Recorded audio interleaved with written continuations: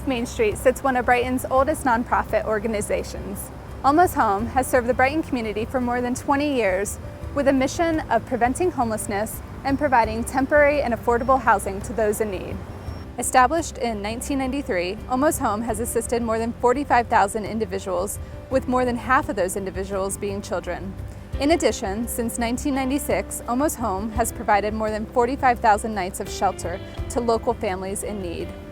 Working to promote self-sufficiency, Almost Home provides bilingual case management and referrals and financial assistance for rent and utilities. They also work within the community to seek long-term solutions to the homeless problem. Join me as we explore Almost Home and the impact that they are having on our community. We moved to Brighton last fall, and where we were staying, it really wasn't working out, and so we were looking for a place. I'm a single mom, 2 kids, and I've been going to school full time, and so I really didn't have the income and things like that, and actually I was worried about my credit. So we were having trouble finding a place, and I just happened, actually I'm not even sure how I found out about it. I probably saw it online or something, and I thought we'd check it out, and I gave them a call, and that's how we heard about it and got into here. Almost Home is a 22-year-old nonprofit that was started here in Brighton as a faith-based effort. Today we're one of 3 homeless shelters in Adams County. We recently expanded the shelter now that we can accommodate 6 families or up to 30 individuals at any one point in time. We built Hugh Station Apartments in 2003, which is 120 units of low-income housing where people can pay less than 30% of their income to live there. So we're very full, and we have lots of families and lots of children there. We offer 3 other programs. We provide rental assistance to keep families from being evicted and subsequently homeless. We have an energy assistance program where we can assist with up to $1,000 of somebody's past due utility bill. And then most recently, we've started a GED class here where students can come take a pre-test, see how they're doing, what areas they need to focus on, and then we have classes here twice a week to get them ready to take the exam, and we're really very excited about that. That's a nice new program. Almost Home basically had its roots in starting back in 1985 when the local Catholic Church, St. Augustine, housed migrant farmers. They housed as many as 30 people a night for over a year, so about 10,000 people nights in the church basement. This was an effort by Father Jude and his assistant, Maida. But also it was a faith-based effort also. All the churches in town participated in this project. The Ministerial Alliance was very, very active at that time. So the ministers and the priests met on a regular basis, and they discussed community needs. And so when this project came along, St. Augustine provided the housing and the supervision, but the other churches provided the bedding and the food and other support. So we had a very active shelter committee going on, and we met on a regular basis, at least monthly. Then the priest got reassigned, and the new priest didn't want any part of a shelter in his church. And so that project ended, but the committee stayed together, and we looked for suitable places in the community to at first house single men, but the community was definitely against that, and the different places that we thought may work, the neighbors rejected it. So we spun our wheels for quite a few years, but eventually in 1992 we got our 501c, and we hired the wife of the Episcopal priest, and she was a good administrator. And then the Episcopal Church allowed us to use one of their houses on the top story to house one family. And we used the bottom floor of the house for our offices. And we got started with that way, slowly but surely. And at that time, Terry Moore joined our board, and he was a great board member. And then when that director left, Terry Moore then became the director of Almost Home, and he's been director ever since. So we started with a one-family shelter, again, still faith-based, but became more and more community-based after that. And once we got our 501c, we began to get going. And then from there, it was history.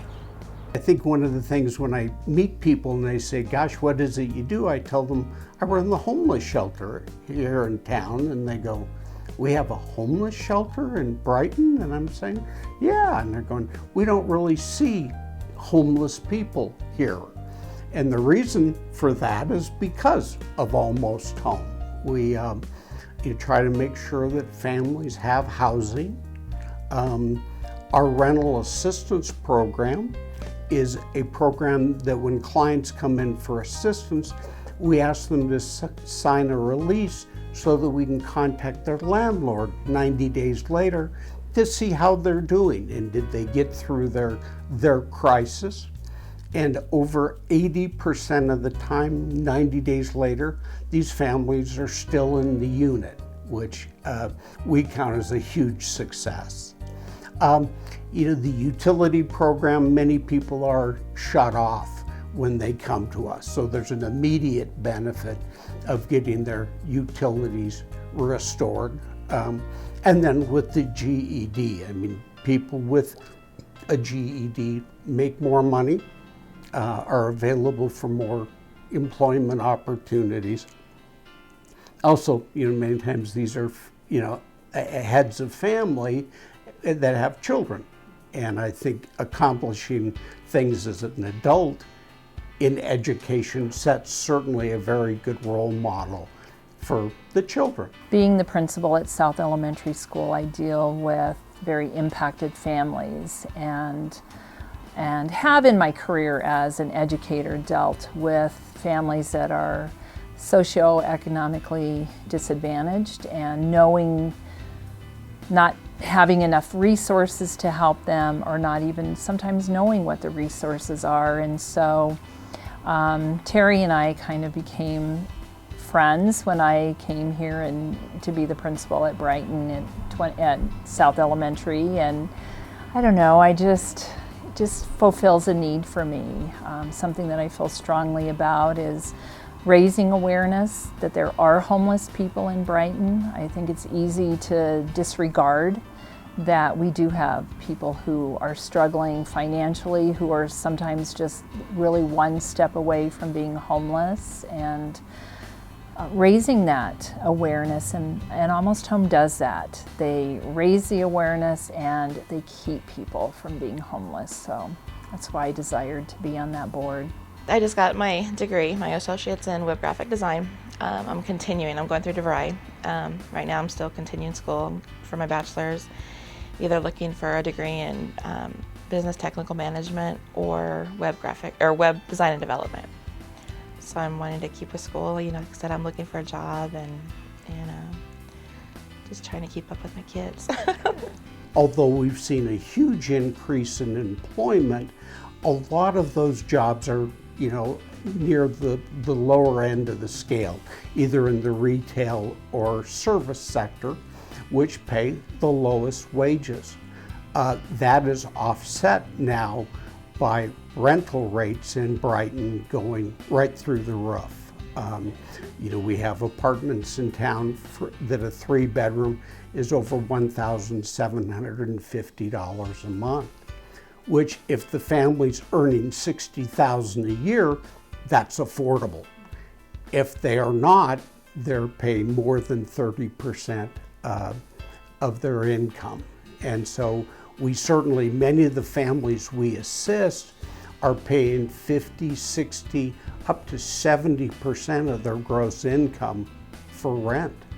And once you do that, you have so little funds left over for virtually no discretionary spending. A child's sick, you miss a day of work, the car doesn't start, and that can start a snowball effect that you end up homeless. It was really nice. We'd been actually in one shelter before. That was not a very positive experience. Because of that, my older son really was against even, the word shelter has just, negative connotation, to so many people and things like that. And, you're totally out, down on your luck, or you're, just a really bad way that people think about places like shelters.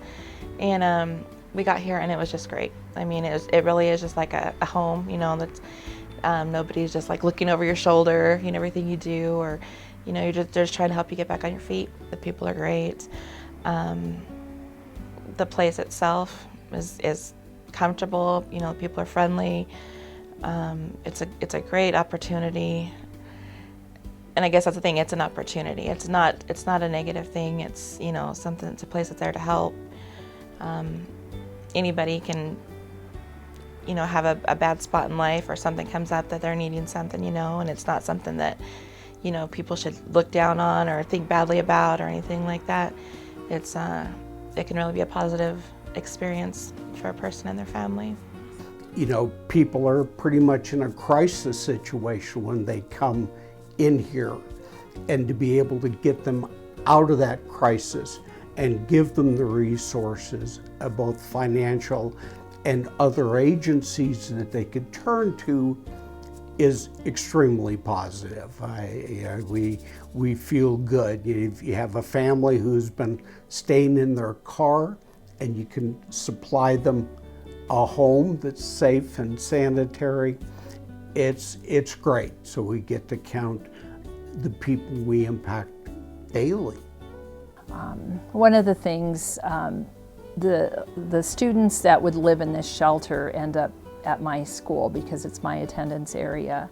And so just to see those families be able to come in, have shelter, have some place to pull their life together, to have Michelle, our case manager, work with them to get them into some sort of sustainable, affordable housing is just, I don't know, it really makes me feel good that I'm a part of that we're doing something that makes a difference. Certainly, many of the families we assist are single female head of households. It's hard enough for two-income families to get through these days, but having just one income is a big challenge.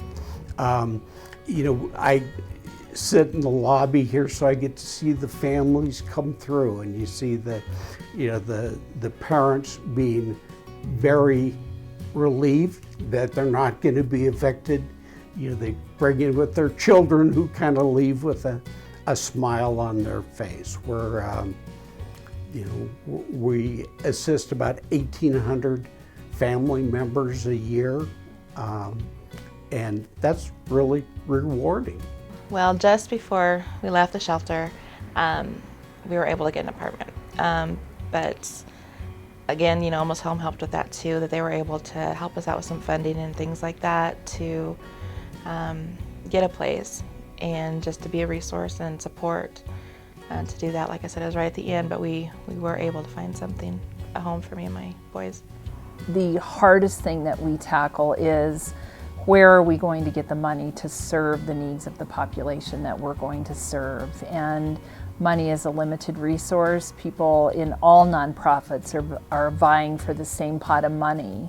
And so how do you convince that whatever that granting agency is that's going to give you money, that really they should grant you the money, because you are going to make a difference with the money that you get. And so I think competing for the money is challenging. Fundraising is definitely challenging, because once again, you're competing against all of the nonprofits and all the fundraising that's done out in our community with limited money, limited resources.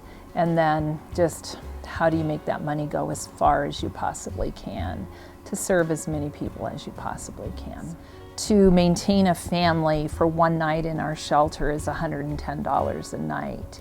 And so our shelter where we're sitting right now is essentially full 365 nights a year with a waiting list of people needing to get into the shelter. So knowing that that cost to sustain that family in our shelter at $110 a night, I think is really an eye-opening amount of money for people in our community to understand that. So that's a lot of money. You know, Brighton has always been very committed to Almost Home. Starting at the city has always been very generous. They helped us a great deal when we built Hughes Station. During the recent remodel of the shelter, our homeless shelter is 115 years old. And to try to do renovation in a place like that was cumbersome, to say the least. And the city certainly tried to work with us on that. We're supported by businesses, people like Vestas, all the way down to the ma and pa stores. We have a great base of donors that have been, donors to Almost Home for 20 plus years. Well, I think it's widely accepted, and I think there, we do get the support of the community, and people are generous, and they think of us at holiday times and at other times, and so we've been very fortunate that we've had a great board, we've had great support from the city and the county, but the community has definitely helped us and been a major part of our project. The last point in time survey that was done by HUD indicated that there were over 1,000 homeless individuals in Adams County. Brighton 27J has a homeless coordinator, and she's job is to track the number of homeless youth there are. And that number is pretty amazing. So just because you don't see them on the street doesn't mean that they're not here. Also, I think the other thing is that modest donations make a big difference. And so you don't have to write a check for $1 trillion to have a very positive impact in the lives of the families we assist. I think one of the things that I love about the Brighton community is the generosity of the people. When people in Brighton understand that there's a need, they are very, very generous and always willing to help. I think the challenge is helping people to understand what the needs really are, and that we really do have needs in our community. Just because you don't see it doesn't mean that it doesn't exist. And so I think exposing people and helping them to realize the need, and then people are willing. I think Brighton is a very generous community. They're very supportive of, helping our community to thrive and people to have homes or to have their needs met. There's actually many rewarding things about serving on Almost Home. I think just the sheer fact that you feel like you are making a difference and you can see the result of the difference that you are making. So statistically, each month we talk about how many clients are served, how many people received either utilities assistance or rental assistance, or how many different people were served in the shelter. I mean, you leave that meeting knowing that the work that you were doing on that board is helping to make a difference in the community. I'm hoping that people that see this, first of all, will realize that we do have an issue with homelessness in Brighton. That just because someone's not standing on the street corner asking for money or sleeping, under the bridge or in the park, that homelessness looks different, can look very differently. It can be people just living in substandard housing. It can be people doubled up, people living in a single family dwelling with 3, 4, 5 families all trying to live in that one housing unit. So I think sometimes we don't see that we have an issue with homelessness, but we really do. And to be caring and compassionate about the needs of others, which I do think Brighton does. But just always know that it's there, and that the work that Almost Home does, we utilize people's money well. It's always put right to work and to sustain people and get them out of homelessness, or to keep them from it. So. Certainly, we are very fortunate to have a board of directors who are community volunteers. Not only are they passionate about the services we provide, but they're also connectors into the community. During the recent fundraising event, it was many of our board members who got the sponsorships. So that was good. We're looking for volunteers, and we get school groups, and we had a group of Girl Scouts that brought us a bunch of cookies for the shelter the other day. We suggest calling, if your organization, your church group, your fellowship group have a desire to make an impact in people's lives, this is a great place to do that. Everyone needs a home. It's hard to imagine ourselves or a loved one without one.